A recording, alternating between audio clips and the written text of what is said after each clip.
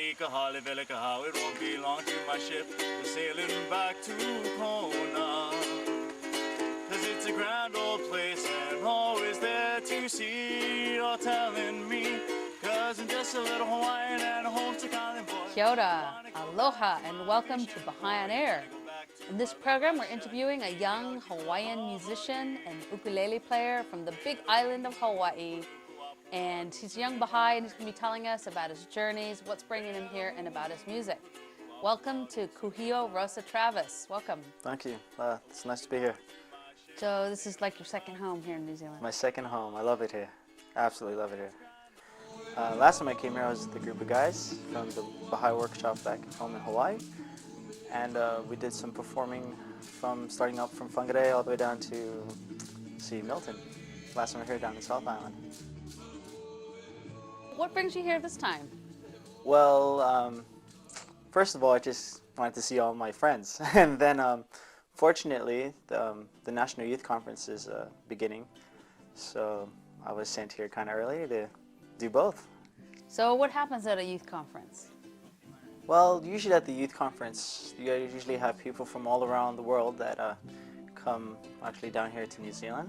And we usually have deepenings, or we talk about where we come from, give a presentation about the Youth Year Service things.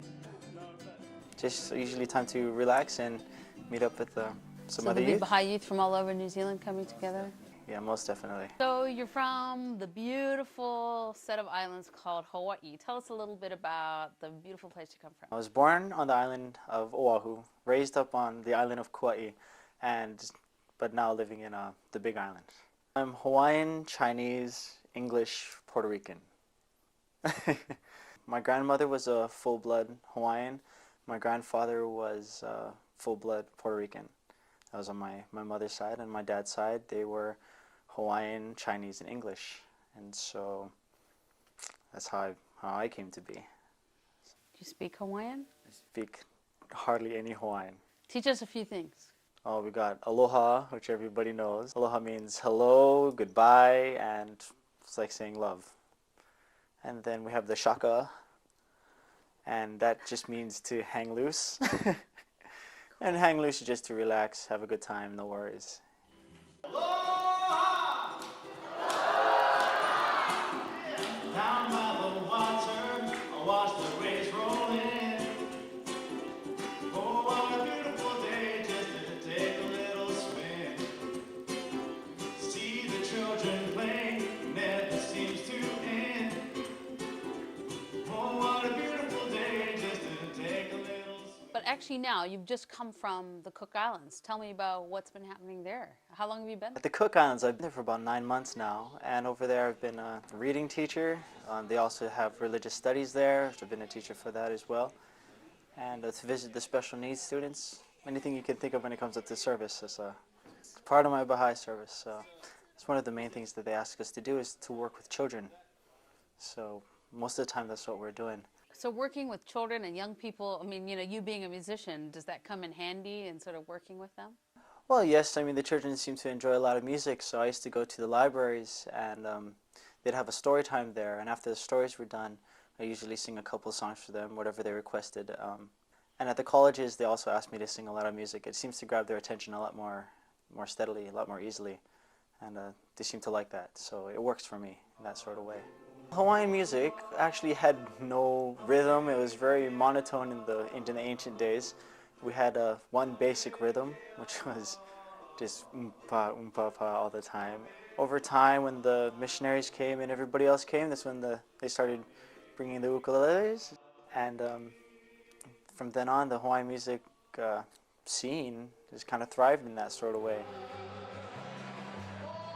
Most of us had falsetto voices, which was really, really extremely high.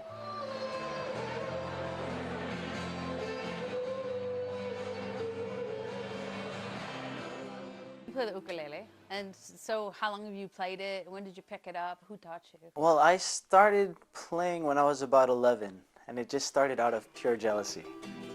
I had a friend of mine who came over to school one day, and he was showing off to everybody in school, like I can play, and the following year I decided I wanted to learn how to play, and I never gave up since then.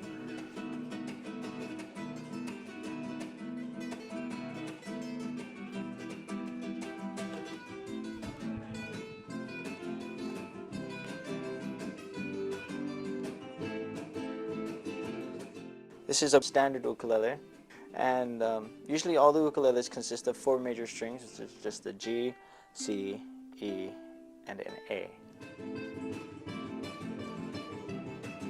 So this is quite a groovy one. Like, show me the back. Oh yes. Oh, Right here. look at that. Yeah, it's a plastic back. Usually It's an electric ukulele. yes, yes. Usually the traditional ukuleles have a wooden back. I think every other instrument has a wooden back. But this one is electric ukulele, so has the electric piece on the top here. I have my plug-in in the back, on the bottom, and this is where I can access all the wiring, the guts of the stuff. Is this different from like the Cook Island ukulele or other ones that they would have? The Cook Island ukulele. The Cook Island ukulele just has it's a coconut, half a coconut, and fishing line. And the Tahitian ukuleles are wooden and everything, but they're flat. They're maybe like 2 inches long. 2 inches wide. And they're rather long, and they also have a really, really high pitch, both the Tahitian and Cook Island ukulele. But as for the Hawaiian ukulele, it's a lower pitched. So Kuhio, besides singing and playing, I know you also hula. You want to tell us a bit about it? Back in the ancient days, women weren't allowed to dance the hula. Only the men were, and it was a serious deal. If you were a hula dancer when you were a kid, you were a hula dancer all your life, and you were not allowed to mess up in any way. Afterwards, the missionaries came, and they brought their dresses with them, and then they had the thing called the muumuus, and they were allowed to dance the hula. But a lot of impressions we get is the lady in the coconut bras and the grass skirts and all of that. You expect them to be at the airport, which they usually are. But hula is still a serious deal in Hawaii. We have a thing called the Merry Monarch. It's the biggest hula festival there. And we have people from all over the world, Japan, Cook Islands. They come along and they dance the hula. The hula has been pretty much widespread now. It's a big deal.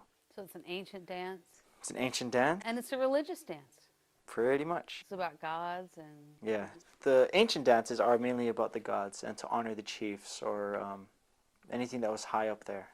Nowadays, it's just talking about hotels or cows or pigs or whatever you could think of. There's a hula about it. Traveling, you know. So what about the hula you do? I do. Well, I used to do the more serious ones, which are called the kahikos. But that became a bit much for me because I wasn't exactly wearing that much, so I had to stop. The hulas that I do now, or what I'm trying to do, is the hapahali ones, the ones that are real touristy, like Little Grass Shack. Tourists love that. I don't know why. But yeah, it's real simple, real easy, sung to any kind of music. So. Well, that's one of the things people love about Hawaii, the music, the hula.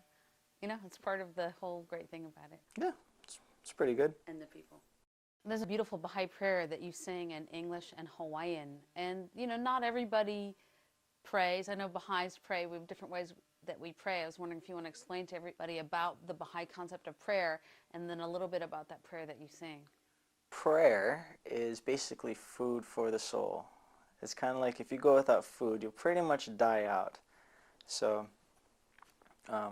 you know, when you're feeling uplifted and happy, and after you get through prayer, it's just that food for the soul. The prayer, blessed is the spot, is just talking, in my opinion, just about the nature of things and how we should appreciate it, how blessed everything is. A lot of us take advantage of that. We don't really think about that. And so, blessed is the spot is a primal example of how we can appreciate the world and everything else. Blessed is the spot and the house and the place and the city and the heart and the mountains and the refuge and the cave and the valley and the land and the sea and the island and the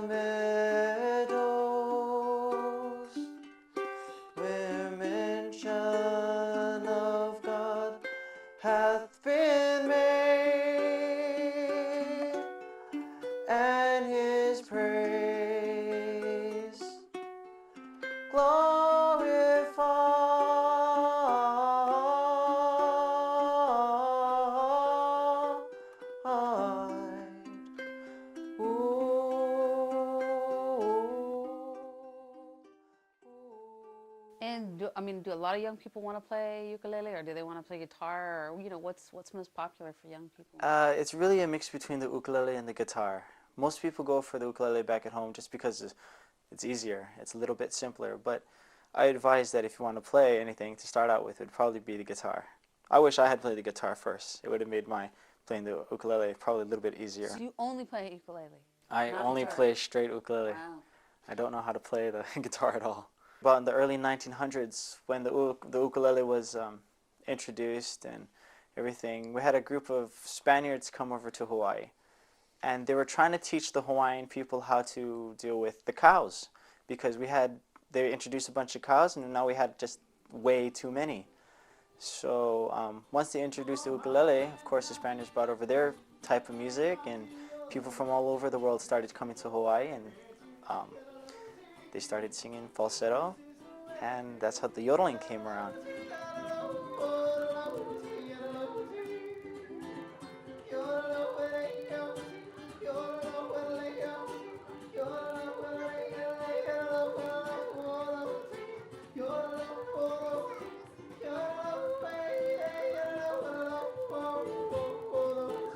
They were sung by a group called the Paniolos, or the Hawaiian Cowboys, and that's where my family's from.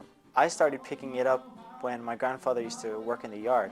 He would turn on the radio every night, and they played a lot of old Hawaiian music, and part of the old Hawaiian custom was yodeling. Riding on the range every night. They're bigger than cactus, and I'm gonna buy this range again.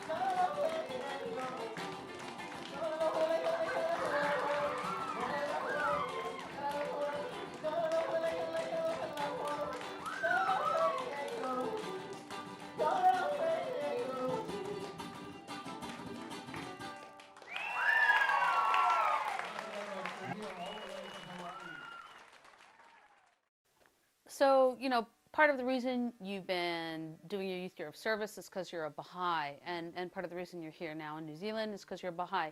How did you come to be a Baha'i? How did you find it? Well, I was born a Baha'i, so to speak, as some people would say. I started out with my grandmother. She raised me up since I was a baby. Growing up, being a Baha'i was different. You kind of saw the world in a different way. And then afterwards I turned 14 and everything, and my grandmother said to look out to go see other religions. And I did. I did my little self-investigation thing. And I saw that the Baha'is were a lot different. They were more involved universally with equality, with unity. And in the end, that's what I chose to be part of.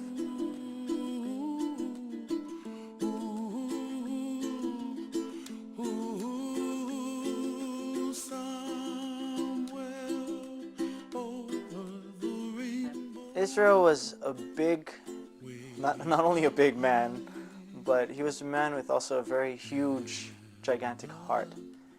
And you could hear his music when what he put into it. He also put just the best of what he could inside of his music.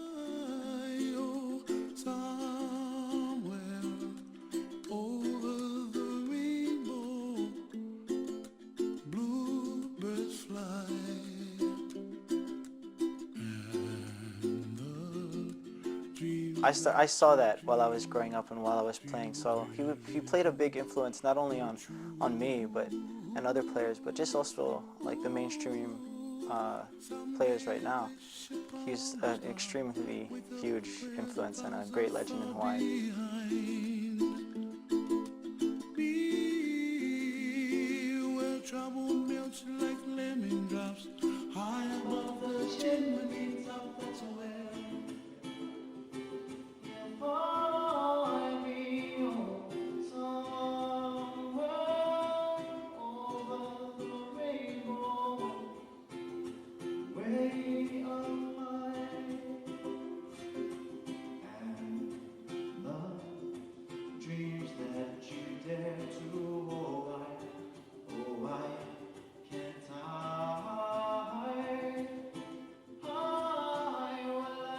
So you sing Iz's music, and you know it's very special. And you sing some of the old Hawaiian sort of fun songs.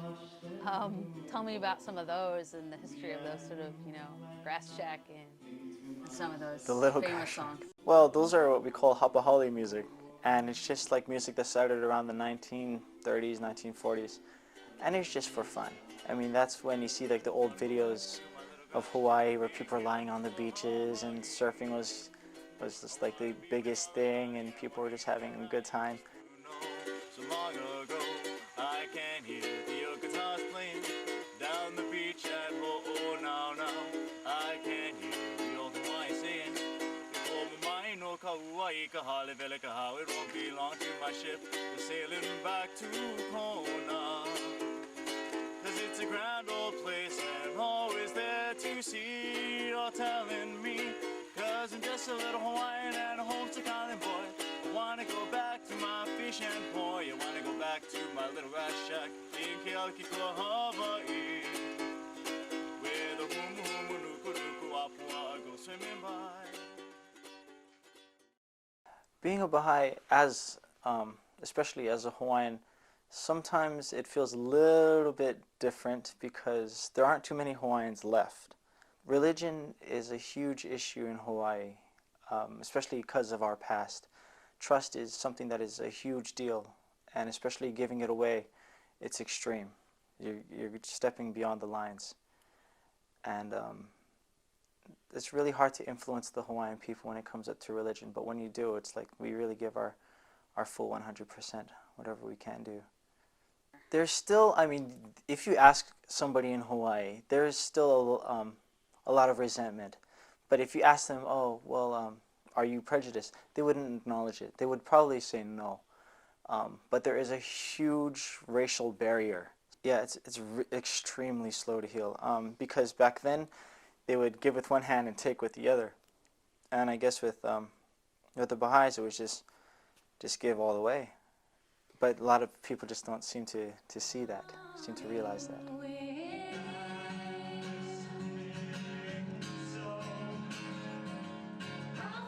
I can see at the beginning it was kind of an issue because you had Hawaiians that kind of wanted to become part of something, but you also had other people from outside still kind of in there. But overall, it was okay. It was okay. Everything was fine. We have the youth workshop, and there's a lot of Filipinos and a lot of, well, not a lot of Hawaiians, but there are a few, and Caucasians and Chinese, whatever race you could actually think of. So the Persians, they're all part of the workshop. And with the adults, there's the same amount, the same difference in racial backgrounds, because Hawaii is such a huge mixing pot. Because of our history, and especially now, people still love to come to Hawaii. It's still a nice place. Well, you know, you're a musician now, and you've been touring. Tell me some of the countries you've been in with your music. Well, when I was about 6 years old, I traveled over to New York City, but at the time I wasn't really involved too much in music. And then when I turned 8, some of the Baha'is were invited to go to China to do a little children's festival. And so I started singing from there. Went to the Marshall Islands to do the Ocean of Light conference. They asked me to sing there. Went to Israel for the opening of the terraces. Didn't do any singing there, but I wish I could. 19 participants chosen from nearly every country in the world congregated at the base of Mount Carmel to formally open these spectacular terraces of light, which lead directly to the Shrine of the Bab, one of the most holy places for Baha'is around the world. but the music there was absolutely great.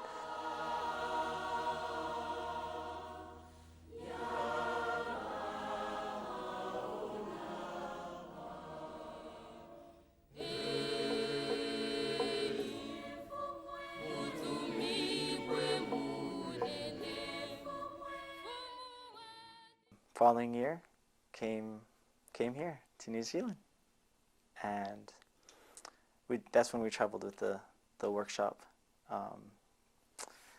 Where else? Oh, Japan. Went to Japan, became an entertainer. My second real job, singing, and then came home for a little while. Had a little offer to go to the Cook Islands to have some R&R time to relax.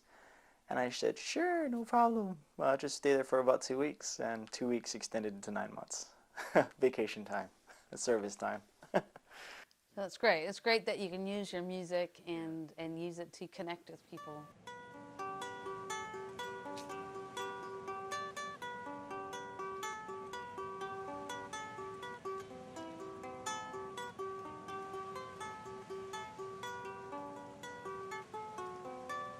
I saw you in my dreams. We were walking hand in hand on a white sandy beach of Hawaii. We were playing in the sun. We were having so much fun on a white sandy beach of Hawaii. Sounds of the ocean soothes my restless soul. The sounds of the ocean rocks me all night long. Those hot long summer days, lying there in the sun on a white sandy beach of Hawaii. Yeah, the music's, it's got me pretty far. I'll admit that much, and I love it. I love it. We have 2 Baha'is that are buried over in Hawaii, and they're the ones that brought the faith over to the Pacific. And their names were Agnes Alexander and Martha Root. And in 2001, we had the Fire in the Pacific Conference, and those were the 2 graves that we honored while we were there, because they were such a huge influence. And just by simply teaching, they just spread everywhere. Like fire in the Pacific. Just like fire in the Pacific. The march started at the graveyard of Martha Root's. We had all the people from all the different countries come along, and they put me up in the front. I didn't want to be in the front, but it was about a 2 to 3 mile march, and it was just to show everybody what was happening, and it was great. It was a pretty long line of people, and we stopped a lot of traffic, but it was great.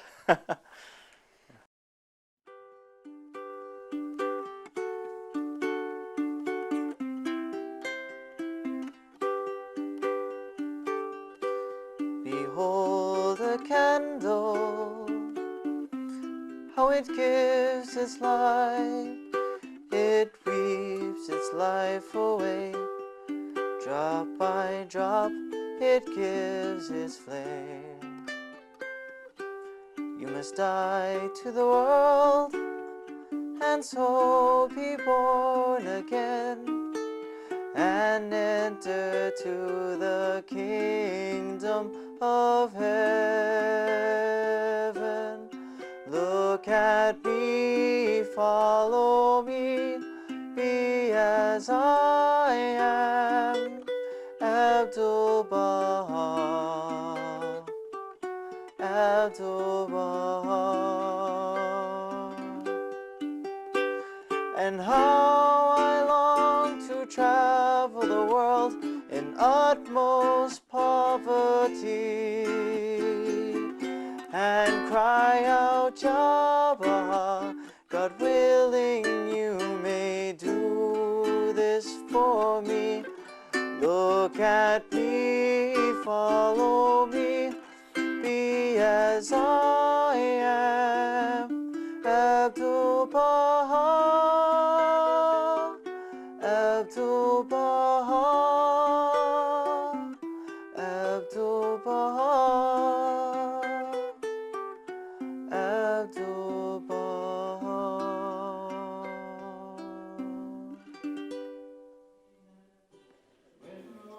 Thank you for joining us here on Baha'i on Air. We've been talking to Kuhio, a young Baha'i singer, musician, and ukulele player. And he's been telling us all about his travels and his life and what the Baha'i faith means to him. So once again, thanks for joining us and see you later. Aloha, kakite, goodbye.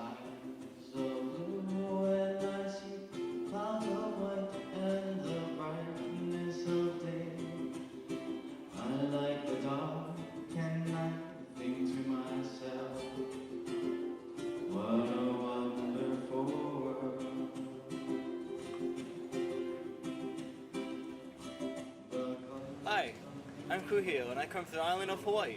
What I like about being a Baha'i is dealing with a lot of issues that a lot of other religions don't talk about. Things that deal with the universal scale, the Baha'i faith deals a lot about, unity, like racism, prejudice, wealth and poverty, all those kind of things, all that deals with universal things. So.